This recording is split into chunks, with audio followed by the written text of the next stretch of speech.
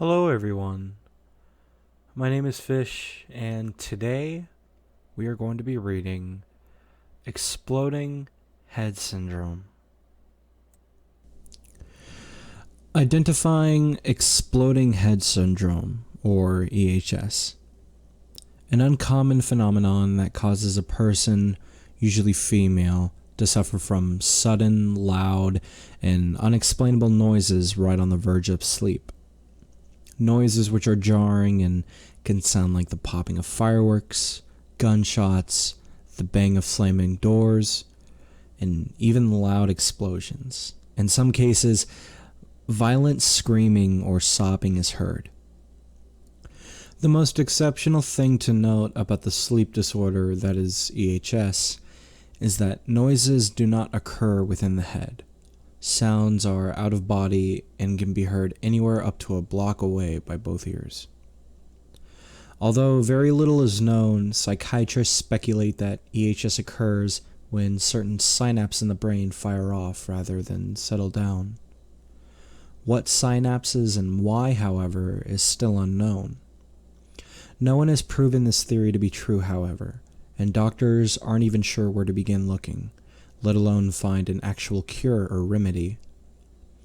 Many subjects have claimed that a little rest and relaxation can help, but EHS never truly leaves those afflicted, and those with insomnia experience it much worse. Some claim to see flashes of light, even short bursts of unexplainable pain along with the noises. In extreme cases, EHS can develop into a more serious mental illness. When I was a kid, maybe 10 or 11 years old, I began hearing things right at the verge of sleep. You know that point I'm talking about, where you're still semi-conscious and things are fuzzy, but you're aware? That state. I'd be moments from drifting off into dreamland when, bam! This horrible loud noise would startle me awake. For the life of me, I can't really explain it to you what the noise was like, what I could relate it to, but it was loud and it scared the shit out of me. For the first few months, it happened maybe once or twice a week. I couldn't really explain it, and I was terrified of bringing it up to my mother because I didn't know if she would believe me. I was an imaginative kid after all, so I kept it to myself right up until I got into my teens. I remember those nights. Sometimes I didn't get any sleep. Time after time, just as my exhausted brain would begin to drift, bam! And again, I'd be wide awake, full of terror and paranoia. Occasionally, on particularly bad nights, I'd hear other things, high-pitched noises like screaming. It's the only thing I can think of it to relate to. The final straw was the night I kept hearing the banging. It was aggressive. I was so out of it that I didn't even need to close my eyes. I was constantly in that semi-conscious state, trapped in those damn noises. When finally I saw a bright light flash through my room. It lit every nook and cranny, like a flashbang.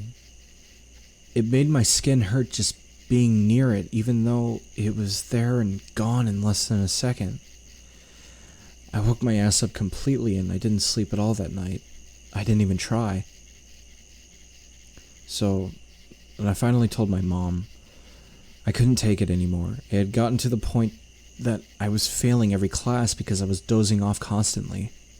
I was lethargic, exhausted, and it felt like my brain had begun to shut down. I felt like I was going insane.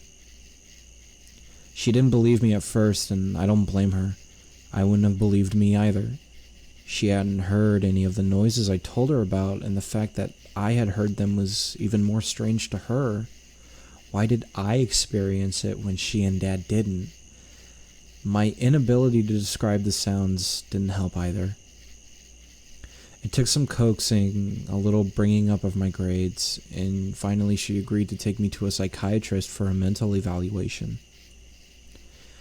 Not exactly what I was hoping for, but then again, who else to go to but a psych doctor? After a few tests, a few more weeks, and countless sleepless nights, they still had nothing but a hunch as to what my problem was. They guessed it was a rare form of synesthesia, the abnormality that causes senses in the brain to fuse together. They assumed that was why I was seeing and hearing things at the same time, but because I had only one occurrence of that, and because of my condition, they needed to do some more intensive tests. The kind that even our insurance didn't cover. My mother rejected the offer immediately, even when they offered to cut the bill since I was a bit of an abnormality. I still don't blame her. I saw the cost after it had been cut, and it was far more than what we could afford. So as a last-ditch effort to help me, they prescribed me a drug called seroneroxamil, or Seronu, as it was written in some fancy scribble on the bottle. But in order to do so, they had to go for their second theory as to what was wrong with me. They had diagnosed me with paranoid delusional schizophrenia. Not something anybody wants to hear, especially at only 13 with the knowledge that they aren't crazy at all. Fortunately, the drug worked a little like perfenazine, an antipsychotic medication, and methylphenidate, ADHD medication. I know that sounds weird because they're the exact opposites of other. One blocks dopamine and the other one releases it. Apparently, the hat trick here was to try and regulate the brain. Seronu wasn't on the shelves yet and it was still in testing, so I was a guinea pig. But at least it was free. And I could tell myself that I wasn't actually taking antipsychotic medication, not technically at least. The first night with the medication brought me silence and dreamless sleep. And the following night, and the one after that, and so on and so forth. It was wonderful. Sure, it made my head feel like a fuzzball most of the time, and the side effects weren't great, but I could sleep. It made the noises stop completely. I managed to pull my grades out of the gutter, and even graduated at the top of my class 5 years later. I still thought about it though. The idea that I had been wrongfully diagnosed for all those years, it set me a little on edge if I thought about it for too long. I mean, it made the noises stop, but what was really wrong with me? After moving into my own apartment and putting college on hold for a while, I decided to do some investigating of my own. I couldn't exactly afford good mental health care, even with my insurance, so I went for the internet with my fingers crossed and hoped for the best. They say to never look a gift horse in the mouth, but I was only curious. I managed to find a medical site with a recently posted blog about a sleep disorder called exploding head syndrome, or just EHS. All I had done was type in my symptoms, and there it was. Everything matched up perfectly. The only problem, no one really knew what it was. They knew the symptoms and narrowed it down to the time of the phenomenon in the brain, but nothing else. It was a completely new topic in the medical field, despite the claim that it's been documented for ages. I thought I was back to square one until I happened upon a forum for people with EHS. Like any good researcher, I immediately went in to interview people on their personal experiences. Thankfully, everyone I spoke to was very informative. Many even suggested that I try simple sleep aids like melatonin. I compared what I could remember of my sleepless nights to their accounts, and with every passing minute, I became more and more convinced that all I had was a simple sleep disorder. Everything matched up just too perfectly to suggest otherwise. Just as I was about to get off, a new person joined the chat. His username was The Watcher, and he introduced himself as such. At first, he seemed a little arrogant, listing off all of his symptoms to me in an almost hoity-toity manner.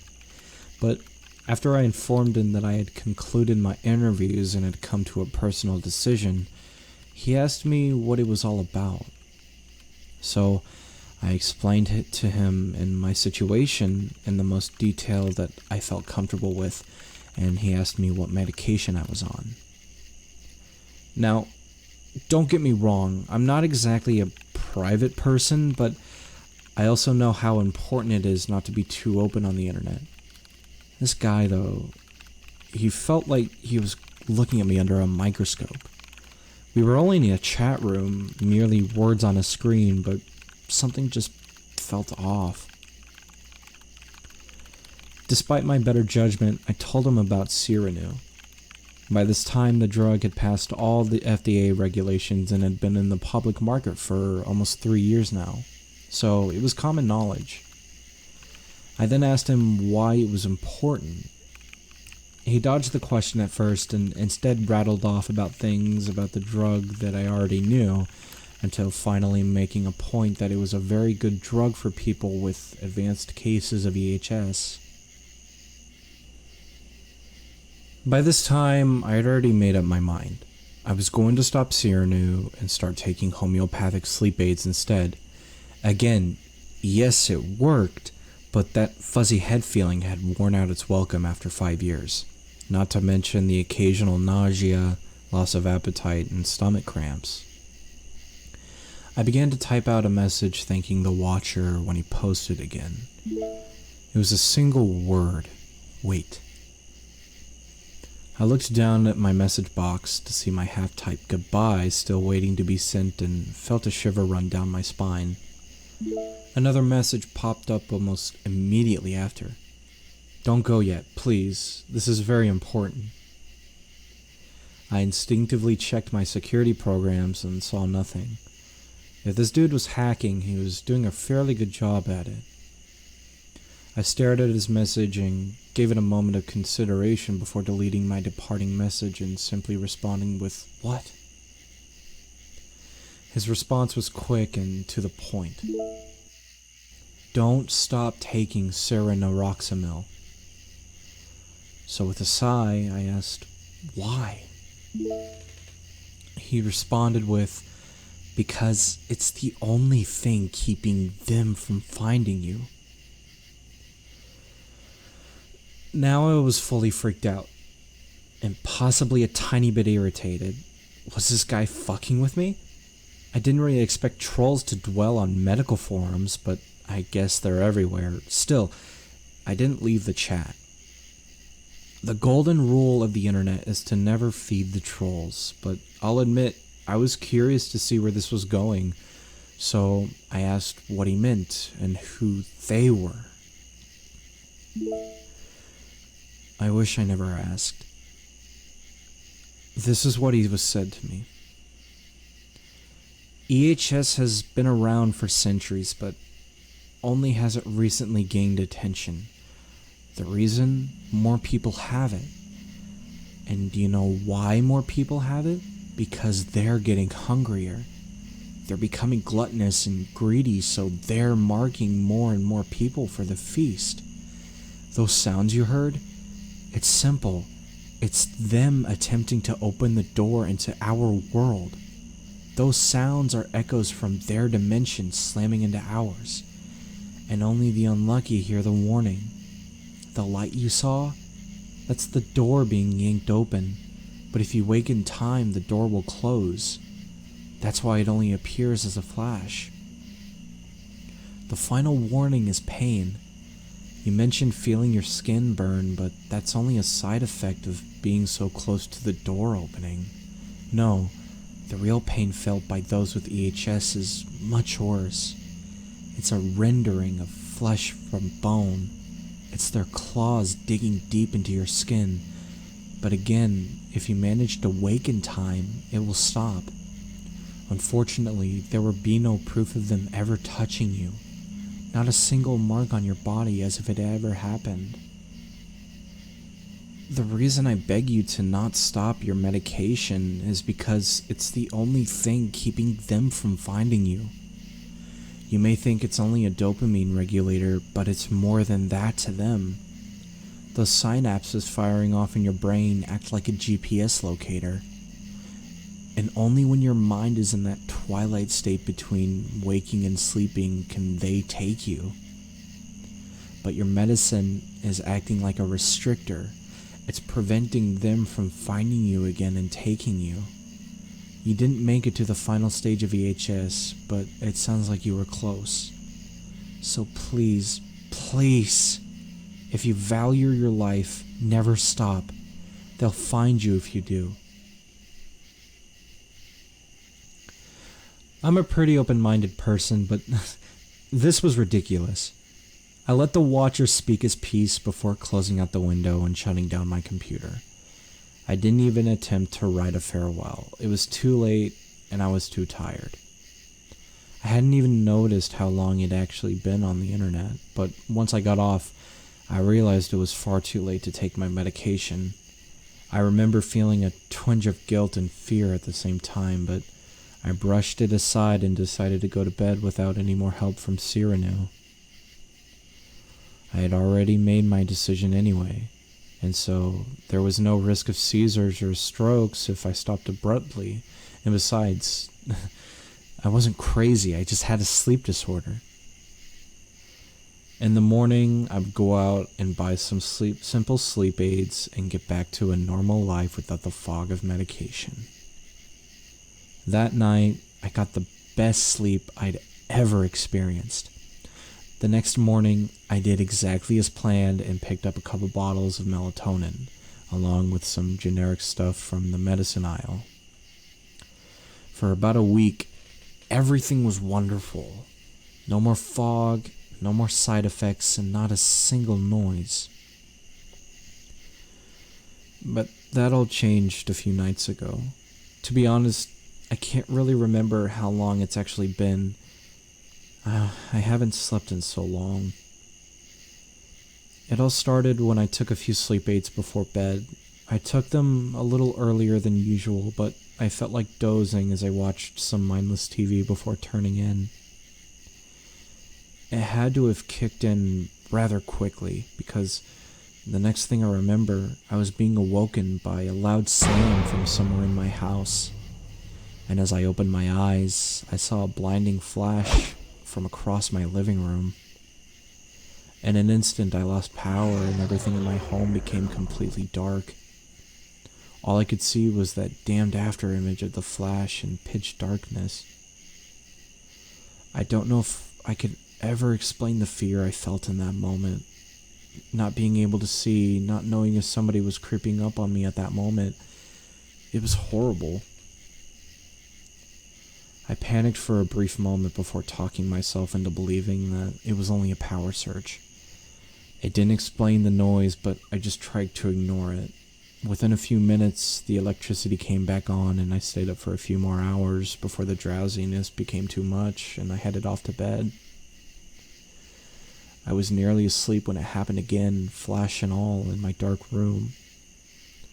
By the time the sun had risen in the next morning, it had happened maybe 5 or 6 more times and I hadn't gotten any sleep. It happened again the next night, and the next. I'm taking caffeine pills now instead. I'm scared to fall asleep.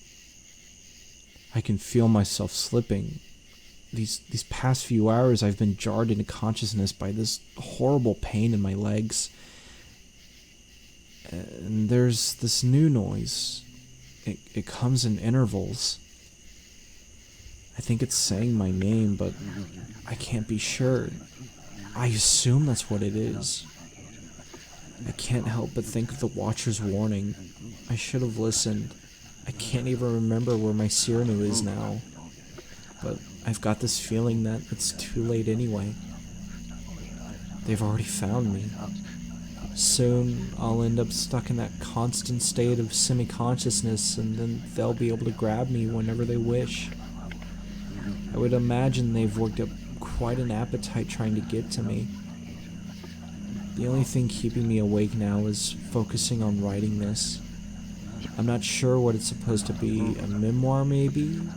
A warning? Let's just call it a word of advice. Why should you believe me instead of writing this off as the words of some crazy person who should have never stopped taking their antipsychotic medication? Why should you believe me when I tell you that the Watcher was actually right when I didn't even believe him? Why should you go looking for help immediately if you're experiencing symptoms of EHS? It's pretty simple, actually. It's the only reason I know that's what happening to me is real. The only reason I know they are real. It's the reason my mother refused to believe me at first and why the psychiatrist insisted on further testing. I should be physically impossible for me to experience the symptoms of EHS. I shouldn't be able to hear the things I do. The loud noises, the high-pitched noises, the noises that sound like they could be calling out my name. Even now, as I write this, I can hear it. I hear them, but I shouldn't be able to hear any of it. I was born deaf.